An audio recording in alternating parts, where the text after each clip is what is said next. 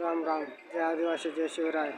तर आपल्या आदिवासी भागात राजुरी येथे गुरुदत्त रसवंती येथे उसाचा ताजा व थंडगार रस मिळेल.